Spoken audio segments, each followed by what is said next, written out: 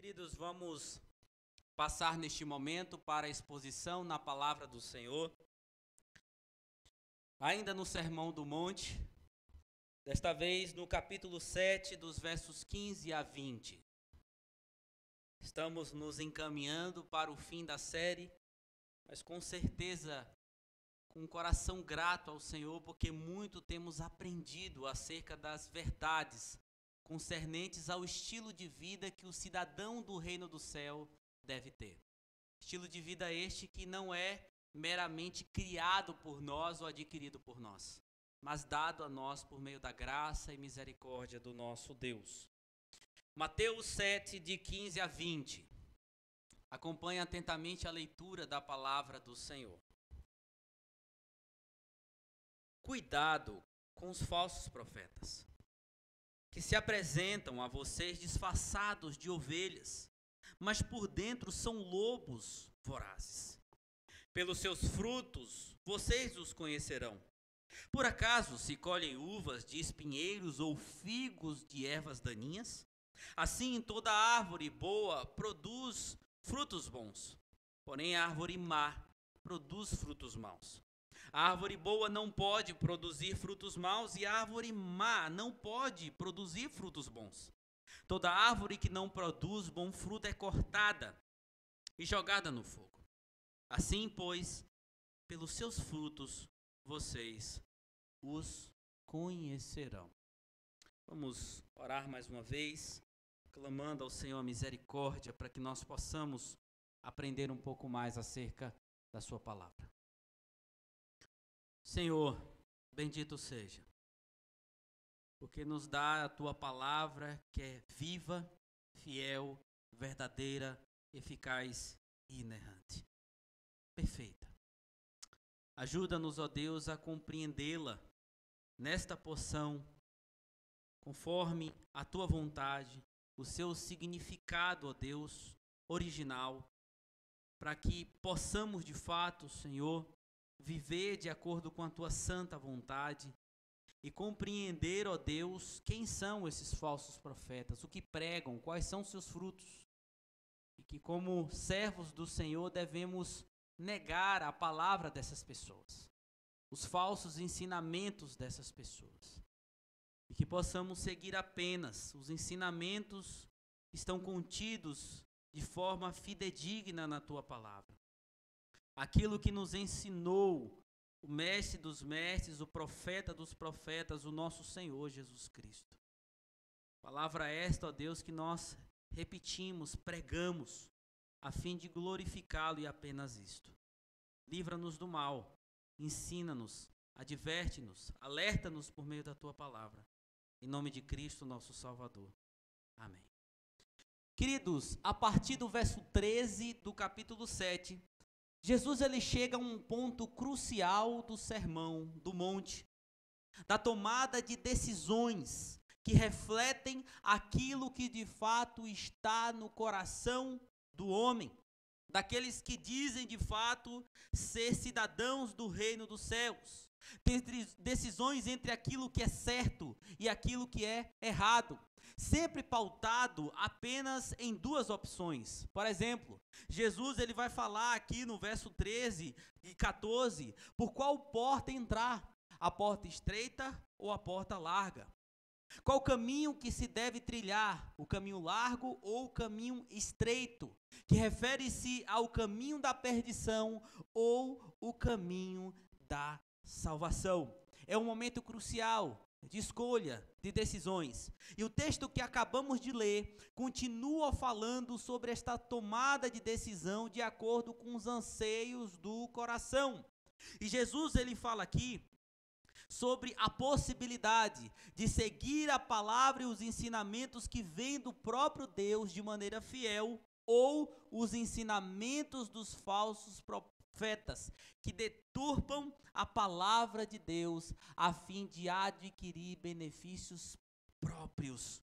E é com este fim que ele faz um alerta severo sobre quem realmente esses falsos profetas são, esses falsos mestres são, e como então também os identificar através dos seus frutos, através daquilo que eles falam, que eles fazem. Sendo assim, de acordo com aquilo que o nosso Senhor está ensinando neste texto e dos nossos propósitos para esta mensagem, nós meditaremos com este tema que é um alerta vindo do nosso Senhor. Cuidado com os falsos profetas. Cuidado com os falsos profetas. E no verso 15, Jesus Cristo vai dizer quem realmente eles são. Ele diz o seguinte: cuidado com os falsos profetas que se apresentam a vocês disfarçados de ovelhas, mas por dentro são lobos vorazes. Queridos, Jesus começa aqui com um imperativo que cria esse grande alerta. Tomem cuidado, tenham cautela, vocês precisam disso. É uma espécie de placa enorme anunciando um perigo iminente. Jesus então adverte contra esses falsos profetas, homens maus intencionados que se infiltram no meio do povo de Deus. É interessante observar que desde o capítulo 6, verso 1, Jesus aborda a necessidade de nos preocuparmos com um perigo que vem de dentro, que é a hipocrisia que surge do coração do homem, mas agora ele adverte acerca de um perigo que vem de fora. Os falsos profetas. Ambos podendo ser extremamente danosos à vida daqueles que de fato ouvem. Essas pessoas estão pautadas, ouvindo, aprendendo acerca das palavras dessas pessoas. Usando aqui também Jesus uma espécie de provérbio comum da época, falando acerca de lobo que se apresenta em uma espécie de vestimenta de ovelha ou com lã de ovelha. Esse era um provérbio da época que as pessoas utilizavam para falar e assim explicar o cuidado que deveriam ter com pessoas mal intencionadas que se aproximavam. Jesus diz que esses falsos profetas, eles vão se apresentar desta maneira, com um exterior aparentemente inofensivo, mas por dentro eles eram malignos, perigosos, lobos vorazes, roubadores, devoradores, mais perigosos do que cães e porcos que negligenciam de forma mais evidente aquilo que é precioso e santo, conforme nós vimos também no capítulo 7, no verso de número 6. Esses falsos profetas se apresentam com essa aparência inofensiva, mas isso é só para se aproximar da presa. É só para se aproximar daqueles que eles querem devorar e fazer mal, querendo mostrar algo em comum, por exemplo, com o rebanho do povo de Deus. Eles são sutis em sua aproximação. Às vezes tem uma voz sedosa e mansa, parece alguém piedoso, usa todos os tipos de clichês religiosos que as pessoas conhecem, mostra uma espécie de dogmatismo, exala uma aparência ortodoxa, correta, que entende e vive de fato as coisas que o Senhor mandou e ensinou. Aparentemente, parece um cristão genuíno. Anda muitas vezes com a Bíblia na mão, debaixo do braço, mas são assassinos da verdade. Jesus tinha alguém em mente, algum grupo, alguma pessoa, quando ele fala essas palavras, escribas, fariseus, zelotes. Não tem como ter certeza, irmãos. É certo que naquela época, os judeus entendiam que não existiam mais profetas, como, por exemplo, no Antigo Testamento. Eles assim eram ensinados, que Malaquias foi ali o último dos profetas vindo da parte de Deus. E a maioria dos judeus acreditavam sim nisso. Porém, eles também acreditavam que falsos profetas ainda poderiam surgir e se apresentar no meio do povo de Israel. E todos que faziam parte, por exemplo, de certas castas, de certos grupos religiosos, como os fariseus, os saduceus, os zelotes, eram mestres, intérpretes da lei, não necessariamente profetas. Então, quando se faz uma analogia direta a esses grupos, não é algo que o texto deixa muito claro.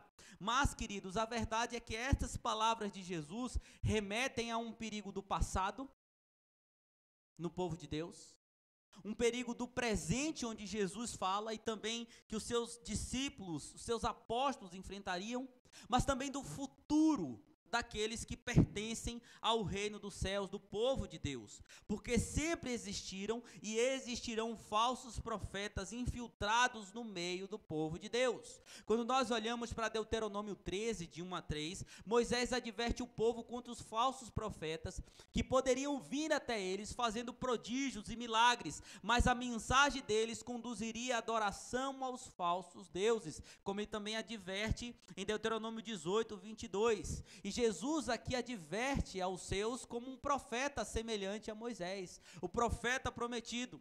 Em 1 Reis 22, de 4 a 28, nós vemos ali que 400 profetas levantaram uma mensagem mentirosa, enquanto apenas um, Micaías, falou a verdade vinda da parte de Deus contra Acabe. No tempo de Jeremias, os falsos profetas diziam paz, existe paz, quando não havia paz de maneira nenhuma, porque o povo estava pecando contra Deus. Após a ascensão do nosso Senhor, os apóstolos fizeram a mesma advertência. Paulo, por exemplo, advertiu os anciãos da igreja de Éfeso, dizendo: eu sei que depois da minha partida, lobos cruéis estarão no meio de vocês e não pouparão o rebanho.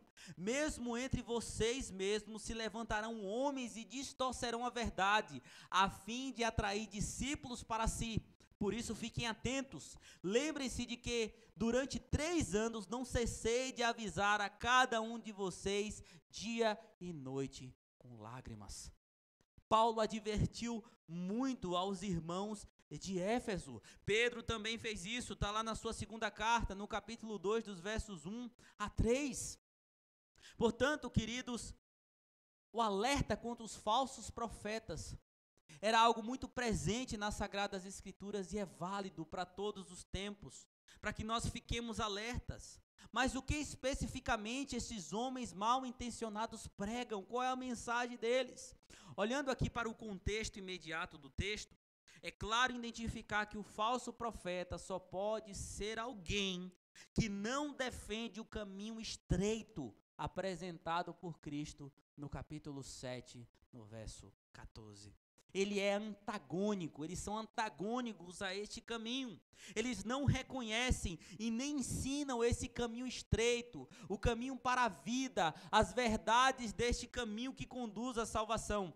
Dr. Martin Lloyd-Jones disse sobre esses falsos profetas aqui, que Jesus está alertando, que eles gostam de ficar ao lado da porta estreita, dizendo assim: vocês não precisam fazer tanta coisa.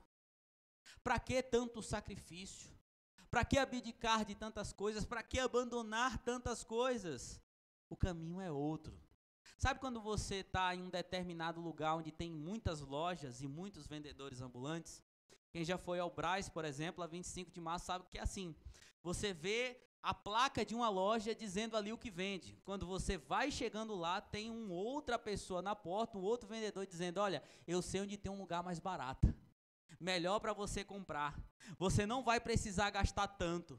Você não vai precisar se ocupar tanto. Eu já vou te levar diretamente neste lugar. E são assim que os falsos profetas fazem. Eles querem trazer um caminho mais fácil, um caminho largo, um caminho com melhores opções aos olhos dos homens, mas que conduz à perdição. Não há nada na pregação deles que promova a pobreza de espírito. Nada que sonde a consciência e faça as pessoas clamarem a Deus por misericórdia. Nada que condene todas as formas hipócritas de religiosidade. Nada que promova retidão, conduta e atitude que de fato venha trazer à vida desse crente sofrimento e perseguição por causa da verdade. É possível até que eles digam verdades que nós conhecemos, como por exemplo, Deus é um só. Jesus é o Senhor que morreu para salvar a vida de muitos. Eles falam isso, mas serão apenas impulsos para implementar as suas falsas verdades. E queridos, é o que justamente se vê muito, tanto presencialmente como virtualmente hoje em dia. A internet está povoada, lotada desses falsos profetas. Homens que pregam outro evangelho. Um falso evangelho, pautado apenas numa paz neste mundo. Uma paz que significa simplesmente a ausência de problemas neste mundo. Que pregam apenas prosperidade, riqueza. Se você é servo de Deus, você tem que ser rico. Não existe servo de Deus pobre. Se você quer enriquecer, dê e Deus vai te dar de volta. Uma espécie de evangelho que fala sobre vitórias pessoais no mundo, simplesmente sobre popularidade, triunfos nesta vida, apenas isso. Um evangelho sem cruz, sem preço, sem dor, sem renúncia ao erro. Jesus disse: aquele que quer me seguir, negue-se a si mesmo, tome a sua cruz, siga-me.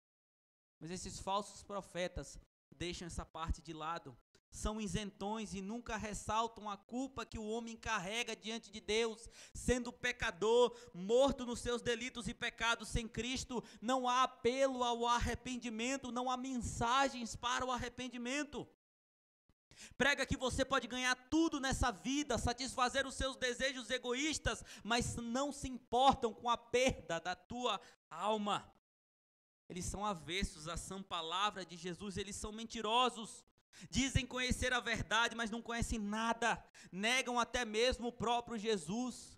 Quantos são as seitas aí, as que se dizem igreja, que negam Jesus como o Senhor, dizem apenas que ele foi um mero profeta, que as suas palavras em alguns termos podem ser aceitas, mas não foi Deus de jeito nenhum, não era o Filho de Deus, era apenas um mero profeta. E esses falsos homens, que estão aí, esses lobos em pele de cordeiro, eles dizem muitas vezes que Jesus não é Deus, que Jesus não é Senhor.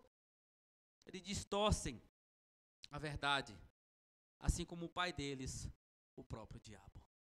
Nós lemos aqui o texto de Gênesis 3, e veja que o inimigo, ele começa a distorcer a palavra de Deus para atrair Adão e Eva.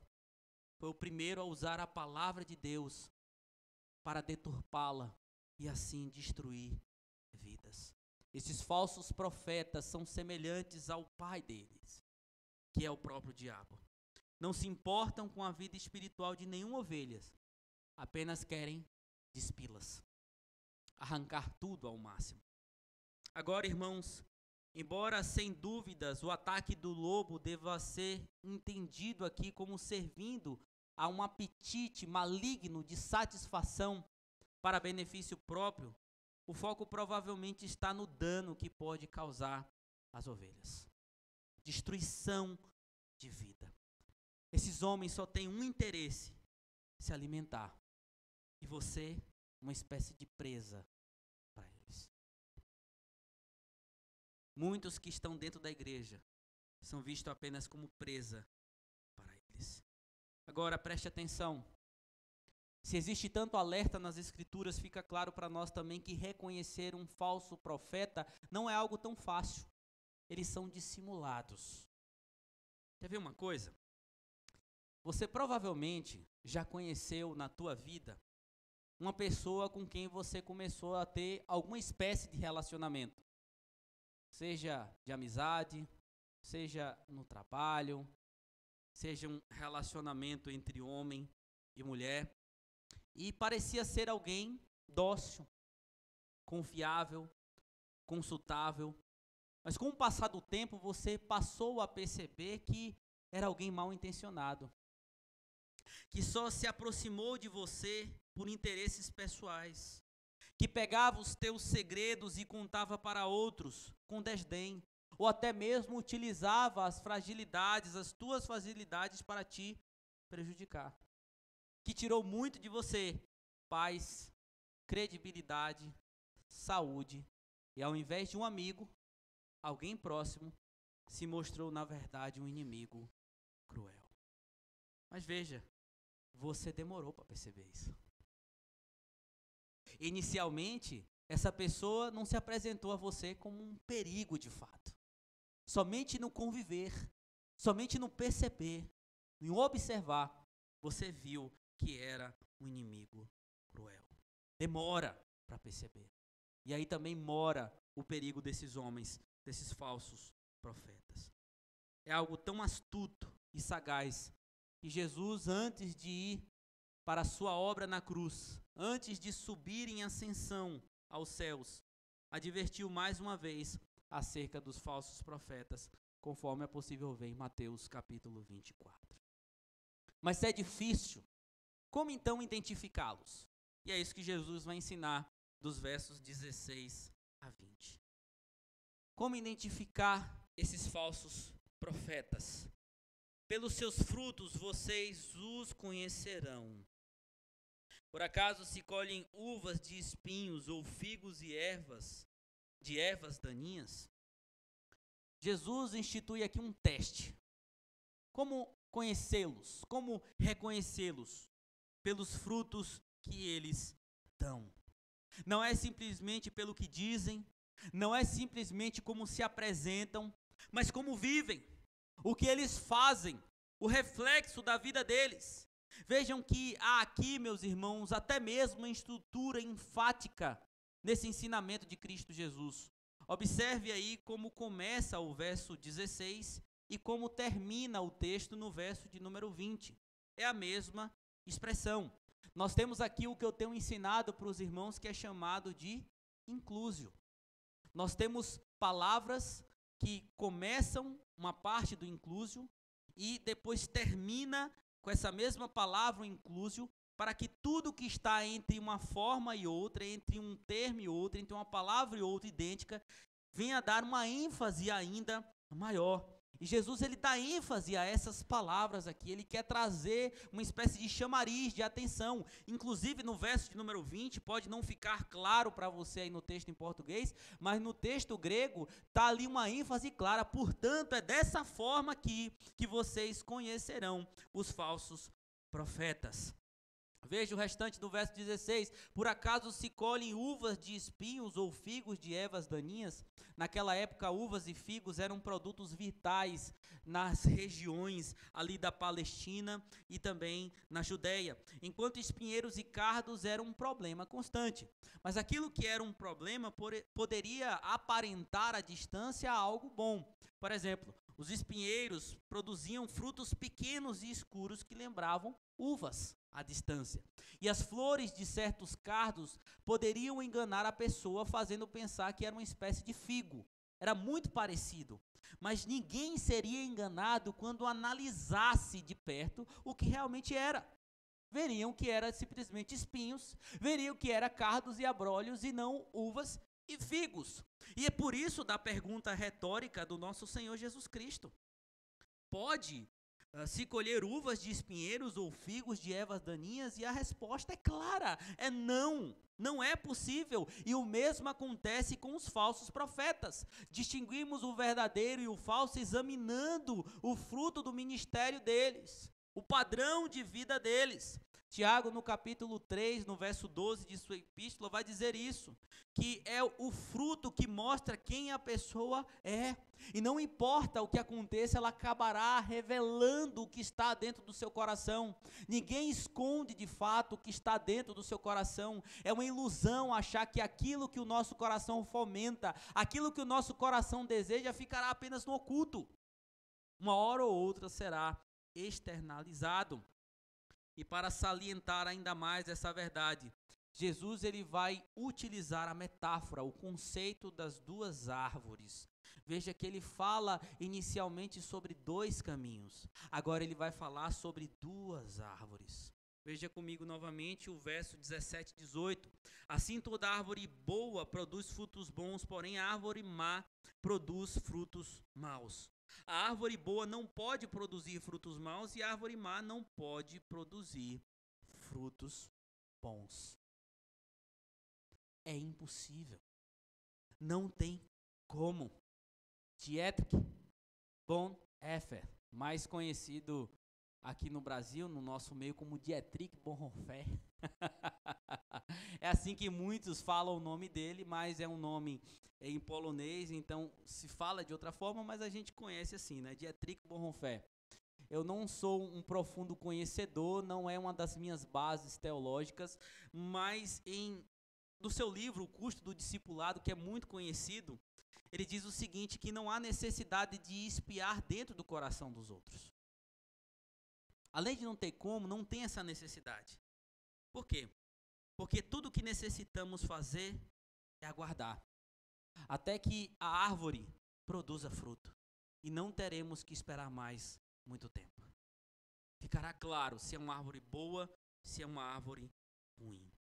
O teste de sua realidade não é como simplesmente eles se apresentam sendo algo bom, esses falsos profetas.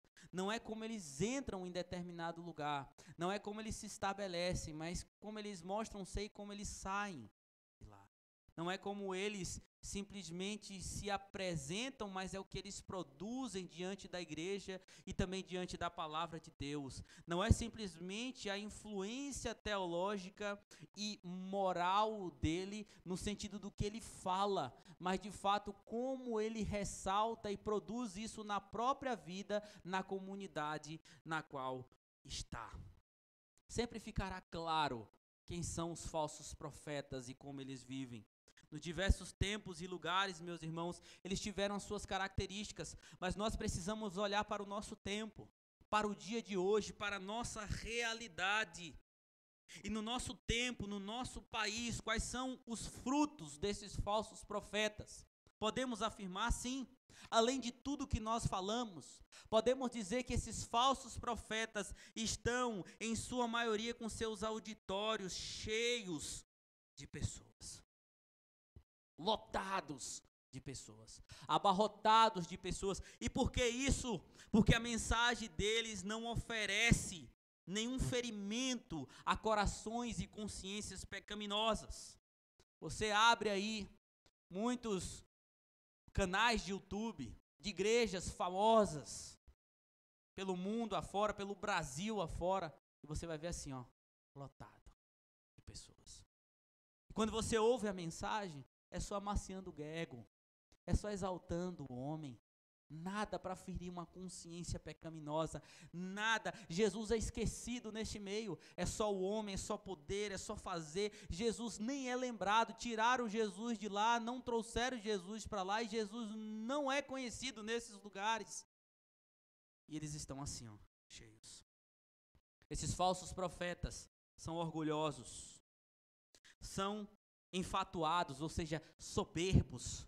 Eles querem ser reconhecidos, querem ser exaltados. Você vê essa aberração hoje em dia, pastor presidente de igreja tal, sendo exaltado, fazem uma imagem dele para colocar no centro da igreja. São espécie de semideuses adorados, venerados. Quando chegam de carro e descem, as pessoas faltam lamber o sapato. É como se fossem pessoas mais especiais do que qualquer outra pessoa que está sentada no banco da igreja. Como se a única palavra deles fosse a verdade, mas são orgulhosos, querem ser exaltados, querem ser honrados, querem ser reconhecidos como pessoa que tem poderes a mais, poderes miraculosos vindos da parte de Deus que a maioria dos crentes não tem. Eles também são pervertidos. Eles estão sempre oferecendo brechas para uma vida sexualmente imoral. Essa parte eles deixam aberta. Não, Deus não se importa com isso não. Você quer fazer sexo antes do casamento? Jesus não se importa com isso. Você adultera? Jesus perdoa.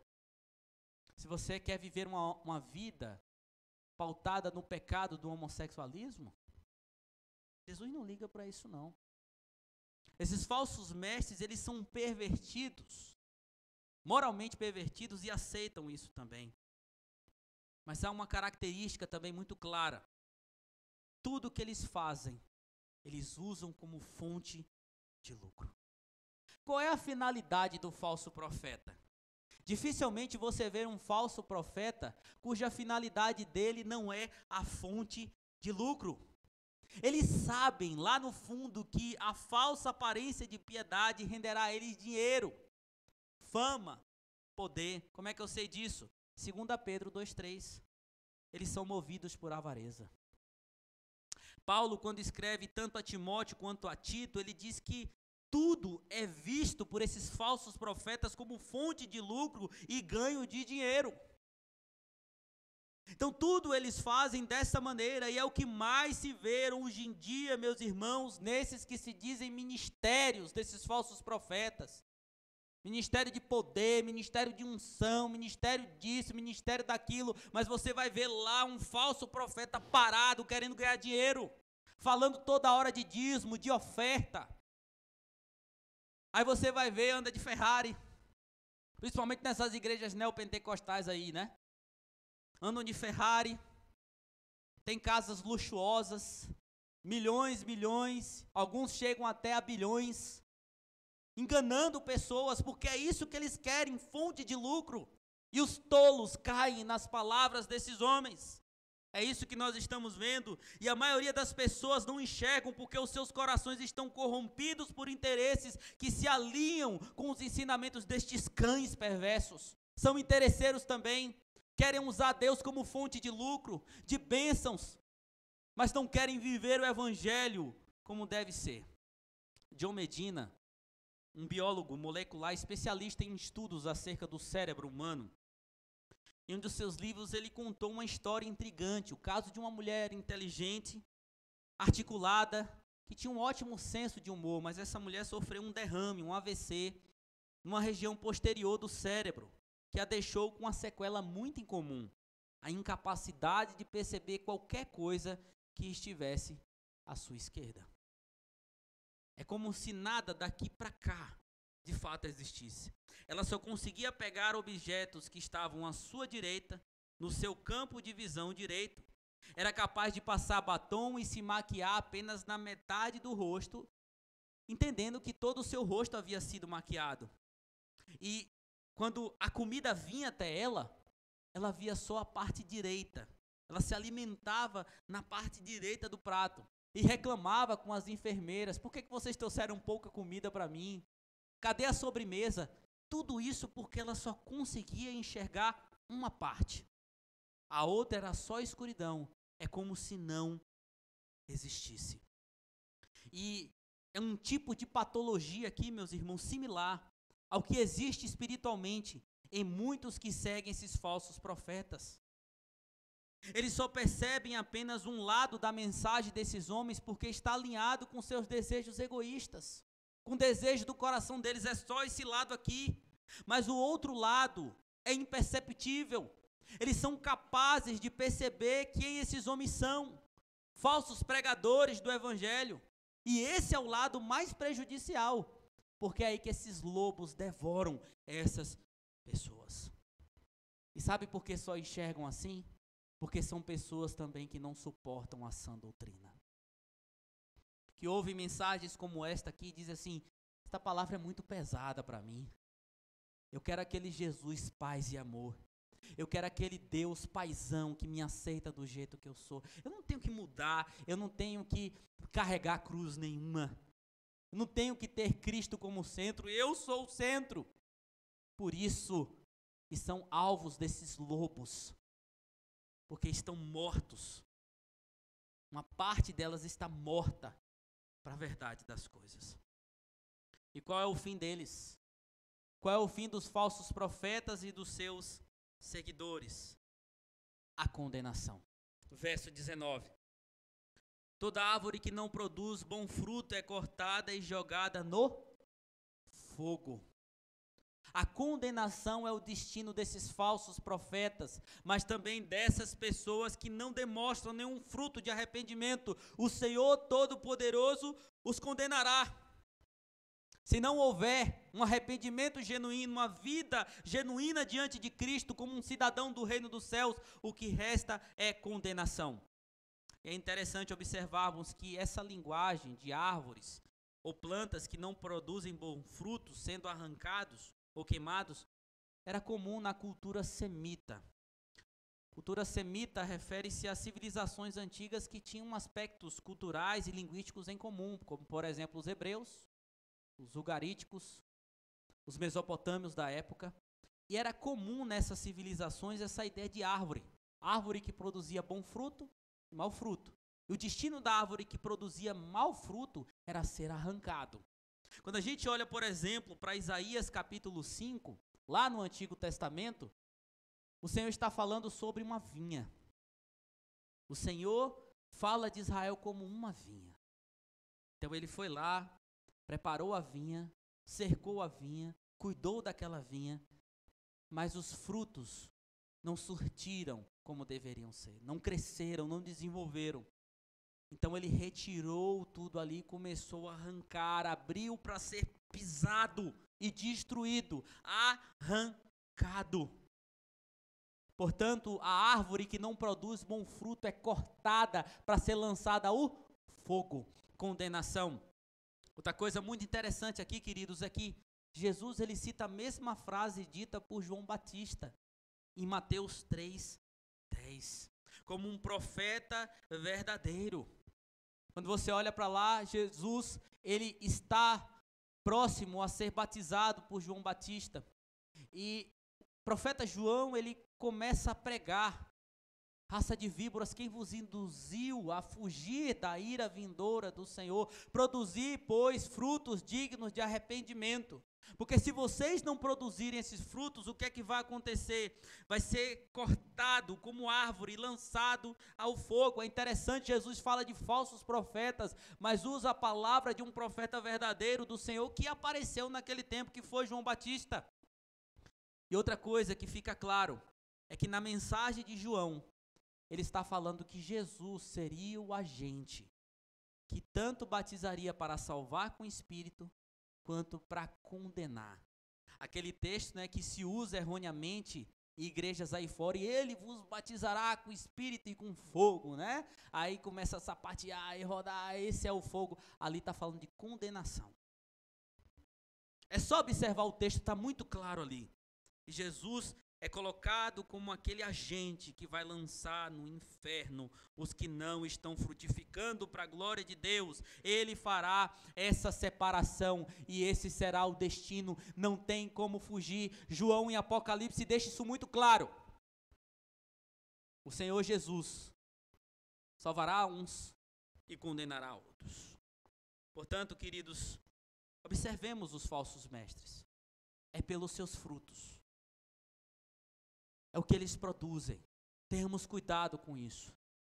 Mas serão infrutíferos também aqueles que não são parte do povo de Deus. Algumas considerações finais.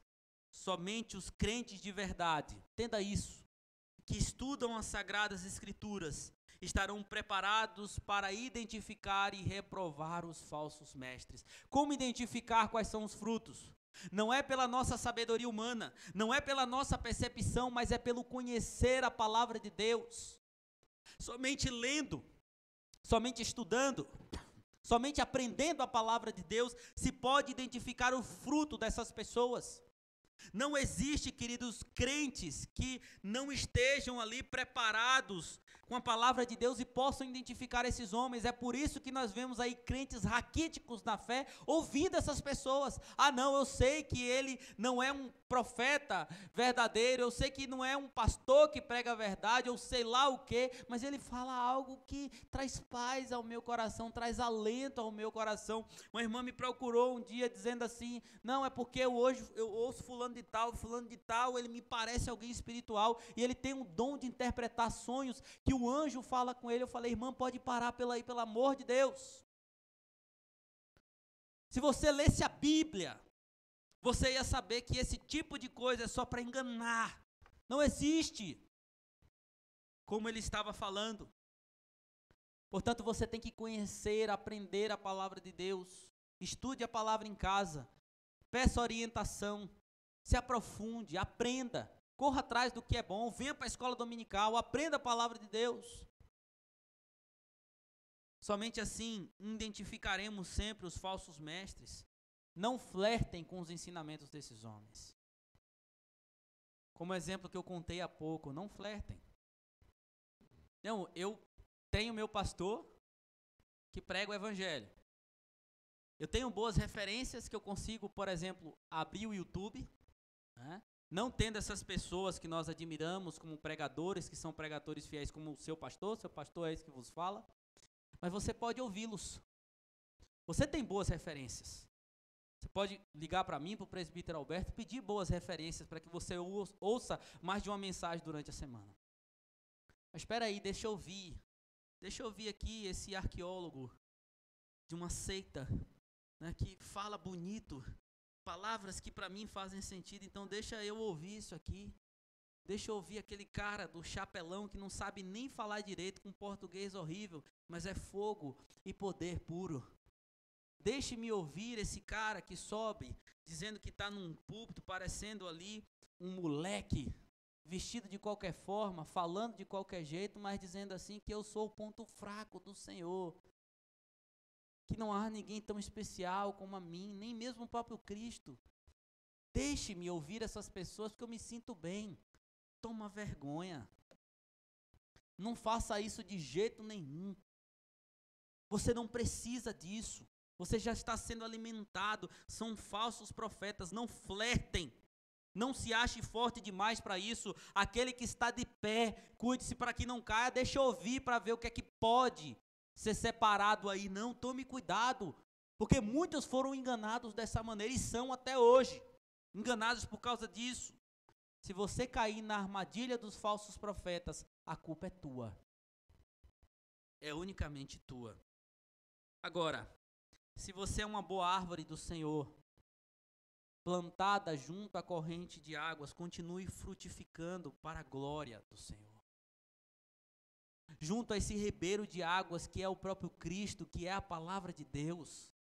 Continue assim, continue buscando mais do Senhor, aprendendo mais acerca da palavra. Eu tenho louvado a Deus por esta congregação, irmãos, porque os irmãos estão aprendendo, buscando aprender mais do Senhor, se esforçando por isso.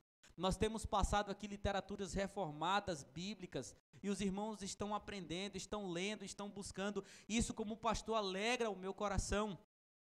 Portanto, continue frutificando, acima de tudo também glorificando a Cristo em todo lugar que você for, para mostrar que existe um evangelho fiel e verdadeiro.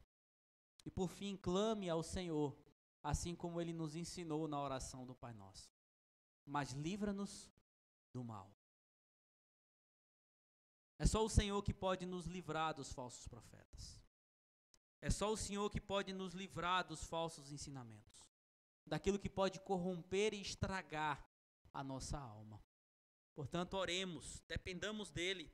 Todo o nosso esforço, por mais que seja bom, não será eficaz se o nosso Senhor Jesus Cristo não tiver misericórdia de nós, se Deus Pai não tiver misericórdia de nós e nos livrar daqueles que querem sorrateiramente se adentrar no meio do povo de Deus, a fim de destruir as ovelhas do Senhor. Portanto, que essa palavra, queridos, possa de fato adentrar o nosso coração como um alerta, e que possamos cantar, que devemos observar tudo que o Senhor Jesus nos ordena, como servos fiéis, e assim prosseguirmos, negando qualquer outra coisa, qualquer outro evangelho que não venha pela palavra e fidelidade a ela do nosso Senhor Jesus Cristo. Coloquem-se de pé.